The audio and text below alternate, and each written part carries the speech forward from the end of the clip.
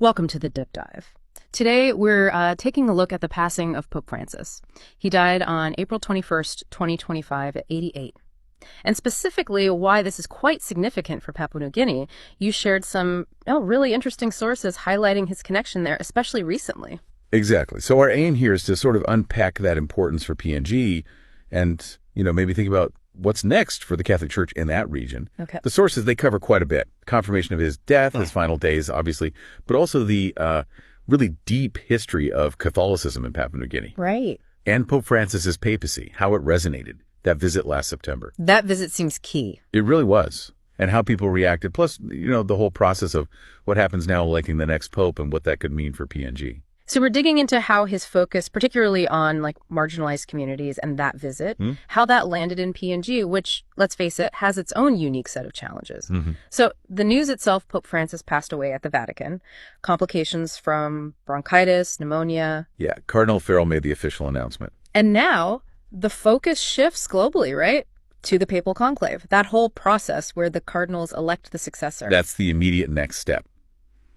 But for PNG, it's also about this long relationship. It's fascinating, really. How far back does it go? Well, the very first Mass was apparently way back in 1606. Wow. But, sustained missionary work, that really kicked off in the 19th century. Orders like the Society of Mary, Society of the Divine Word. And it wasn't easy, I gather. The sources mention difficulties. Oh, immense. You've got the terrain, which is incredibly challenging. So many different cultures, hundreds of languages. Yeah. And, historically, things like cannibalism were factors they faced. There's the example of Father Giovanni Battista Mazzuconi, martyred back in 1845. Incredible dedication. And they did more than just preach, right? Schools, healthcare. Absolutely. That was a huge part of their work, building infrastructure, essentially. And you even saw local orders emerge, like the Handmaids of the Lord in 1918. That shows it taking root locally. And today, how significant is the church there? It's the largest Christian denomination. Around 30% of the population identify as Catholic. So a major presence. Definitely. The formal structure, the hierarchy, was set up in 1966. And Pope St. John Paul II actually visited twice before Francis. Right, I remember reading that. Beatified Peter Tirot there, too. Exactly. Yeah. So connecting that deep history to Pope Francis, his whole emphasis on humility, mercy, focusing on the poor, the marginalized. That must have really resonated in PNG, given the context. Precisely. His focus on the peripheries, as he called them, speaks directly to issues like poverty, tribal violence, gender inequality that PNG grapples with. His calls for peace, elevating women's roles, things that feel very relevant there. Which brings us to that visit, September 2024, his visit of hope. Yeah, part of a bigger Asia-Oceania tour, only the second pope ever to visit PNG. Yeah, the message was hope, unity, peace. Centrally, yes. And crucially, he didn't just stay in the capital. He went to Vanimo, a pretty remote place. That sends a message in itself. It really does. Showing commitment to those communities often overlooked. He wanted to support the missionaries, tackle those tough issues head on. Economic inequality, violence. You mentioned immense anticipation locally. Understandably so. Key moments included, the official welcomes in Port Moresby, but also his speech at APEC House. What did he focus on there? Things like responsible resource development, making sure locals benefit, pushing to end tribal violence, strengthening institutions, and again, the importance of women. He met with students, too. Yes, at Caritas Technical School, including some from marginalized groups. He also gathered with bishops, priests, religious leaders, reflecting on that history we talked about, encouraging their work. And the big public mass, of course. Right, at Sir John Guy's Stadium. And that trip to Vanimo was significant, too, encouraging missionary work based on love, not superstition, meeting local Catholics, even Argentinian missionaries. It's a very packed, a very symbolic trip. Definitely.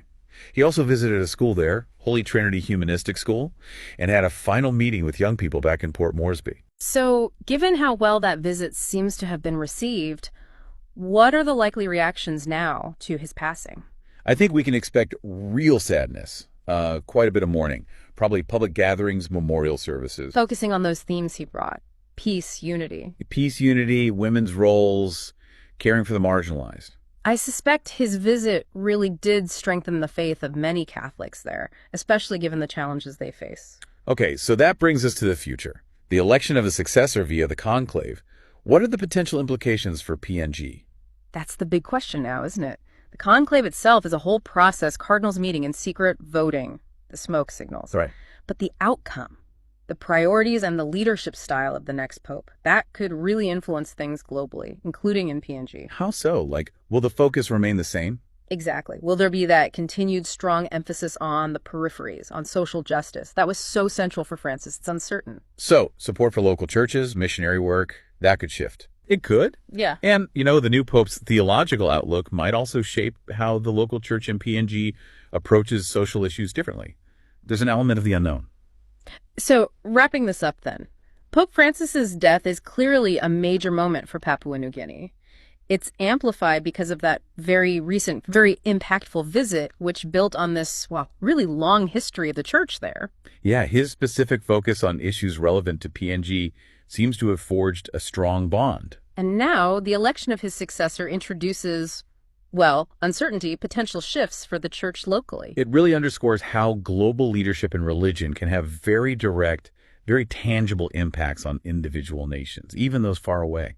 Definitely something to think about. Which leads to our final thought for listeners. Considering how deeply rooted the Catholic Church is in PNG, how might the priorities of the next pope either, say, reinforce or perhaps reshape the efforts already underway to tackle the country's big social and economic challenges? And maybe, what specific parts of Pope Francis's visit do you think will leave the most lasting mark there, no matter who comes next? Some important questions to ponder. Absolutely. Thanks for exploring this deep dive with us today.